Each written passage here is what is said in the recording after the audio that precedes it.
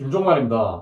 야발각 드립으로 우리에게 큰 웃음을 주었던 서울시장 박원순이 넥타이에 목을 맨 채로 발견되었습니다. 분위기가 많이 어수선하죠. 보도에 따르면 2017년도부터 서울시청 여직원들 대상으로 지속적인 성추행, 메신저로 자신의 음란한 사진을 찍어서 보내고 지속적인 성희롱을 하고 자신의 침실로 불러 성추행까지 했다고 합니다. N번방 조주빈이처럼 텔레그램을 이용했다고 합니다. 박근혜 정권 시절 테러 방지법 얘기 나올 때 민주당 의원들이 필리버스터 하면서 텔레그램으로 죄다 옮겨갔다고 하더니 역시 딴짓하기 좋아서 그쪽으로 옮긴 거죠. 그냥 옮기면 되는데 뭐 한다고 똥오줌 참아가면서 필리버스터까지 했는지 모르겠습니다. 여하간 미투가 뜨니까 바로 정해진 코스대로 실행했네요. 민주당, 남자 페미니스트, 텔레그램, 성추행, 미투, 실종, 자살, 완전 공식 아닙니까? 우선 이 사건에 대해 실력 있는 프로파일러분의 이야기를 한번 들어보도록 하겠습니다.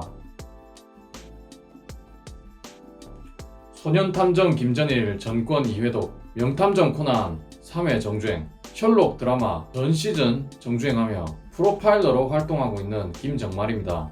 박원순이 원래 탈모 갤러리 유저라는 건 잘 알려진 사실이었습니다. 그런데 박원순이 여비서들을 건드리고 다닌 시기와 머리를 심은 시기가 거의 겹칩니다. 잘 보이고 싶은 사람이 있었던 것 같습니다. 삼선 서울시장에 머리털도 풍성하고 욕도 잘하고 능력과 외모 모두 10상타치인 남자이면서 82년생 김지영 읽고 눈물을 흘린 감수성 있는 남자 팸이라는 것을 어필하고 싶었던 것이죠. 프로파일러로서 판단하기에 제일 위험하다고 생각하는 부류가 바로 남자 페미니스트입니다. 그게 왜 그러냐면 여자들에게 접근하기 위해서 자신을 여성에게 무해한 존재로 어필하고 싶어 하거든요. 주변에 남페미가 있으면 무조건 손절하십시오. 남페미가 여성을 좋아하는 건 분명히 맞습니다. 다만 선을 넘을 정도로 좋아하는 게 문제다 이겁니다. 박원순이 여성운동계에서 꽤 고인물입니다. 국내 최초로 성희롱 사건에서 변호사로 등판하고 여성운동가들 지원도 많이 해줬습니다. 오죽하면 박원순이 성추행하고 심판이 두려워 자살했는데 여성단체가 입에 자크 채우고 가만히 있겠습니까? 야 진짜 대단하지 않습니까? 안희정, 오거돈, 박원순 셋 다 미투 터지고 울산시장 선거 개입, 경남도지사는 드루킹, 성남시장은 조폭 연루, 어메이징합니다. 전부 민주당입니다. 혼돈이. 그런데 이 박원순의 자살에는 청와대와의 갈등이 더 큰 원인이었다는 음모론이 있습니다. 예, 그렇군요. 역시 청와대, 대재앙 그 자체입니다. 음모론 얘기 한번 들어보겠습니다.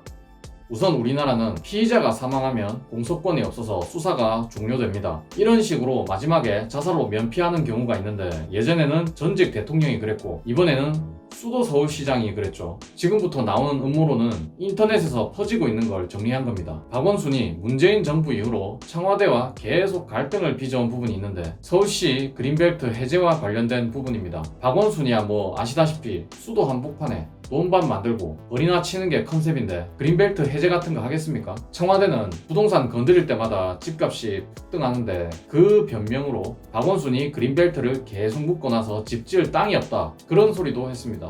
땅 좀 사고 팔아보면 아시겠지만 그린벨트 똥값일 때 사놨다가 해제되면 로또도 그런 로또가 없습니다. 올해 7월 7일에는 국토부 장관 김현미가 7월 8일에는 이낙연이 그린벨트 해제하자고 요구한 상황입니다.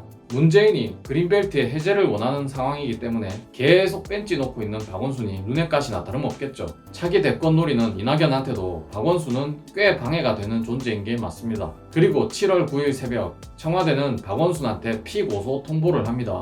너는 성희롱 성추행으로 현재 피고소된 상태다. 실제로 고소인은 7월 8일 날 증언을 했고 청와대는 다음날 아침부터 박원순에게 전달을 한 것이고 박원순은 극단적인 선택을 하게 되었다는 얘기입니다.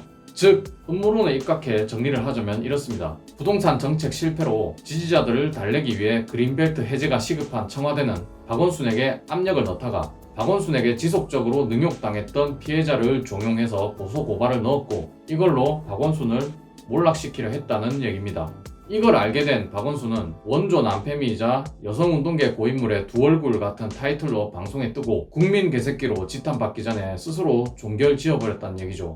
누군가가 박원순이 저지른 성추행에 대한 증거나 증언, 피고소 사실을 가지고 박원순을 압박하는 카드로 썼다는 얘기입니다. 모든 사건에는 그로 인해서 이득을 보는 자가 범인이라는 공식이 있습니다. 박원순이 저렇게 가버리면 이득은 누가 보죠? 그린벨트 해제, 개발로 지지율 올리기 좋은 타이밍을 누가 가져갔습니까? 누구겠습니까? 저도 빨간 마티즈가 두렵습니다. 저도 살아야 하니까 누구라고 말은 못하겠습니다. 물론 저는 그린벨트 해제 찬성합니다. 땅도 모자란데 밀어야죠. 또한 그린벨트 해제 대상인 지역에서 그 땅의 소유주가 누구인지 추적했는데 그 사람 측근 이름이 하나라도 나왔다. 그러면 이 음모론은 가설에서 진실로 증명이 된다고 봐도 되겠죠. 실제로 박원순이 죽은 장소는 청와대 인근의 숙정문이라는 곳입니다. 죽으려는 사람이 왜 굳이 공관에서 걸어서 40분이 넘는 거리까지 가서 목을 맸을까? 어떤 네티즌의 뇌피셜을 한번 볼까요? 왜 하필 거기까지 갔을까 멀기도 한데 죽기 전에 메시지를 남기고 싶었을 거다. 숙정문, 숙정문, 숙정문정숙, 문정숙, 문재인, 김정숙. 우리에게 메시지를 남긴 거다. 범인은 그들이라고. 사실 그냥 뇌피셜이지만 이 음모론과 엮어 생각해보면 꽤 그럴싸합니다. 숙정문의 원래 이름은 숙청문이었고 이 숙청은 독재자가 내부 반대자를 추방하거나 제거하는 뜻의 그 숙청이 맞습니다.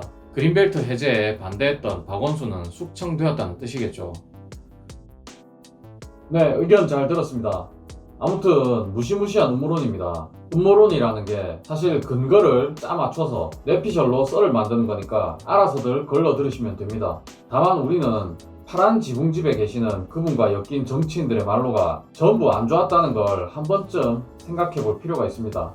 오래 살고 싶으면 그분하고 엮이지 마세요. 오늘 영상은 여기까지입니다.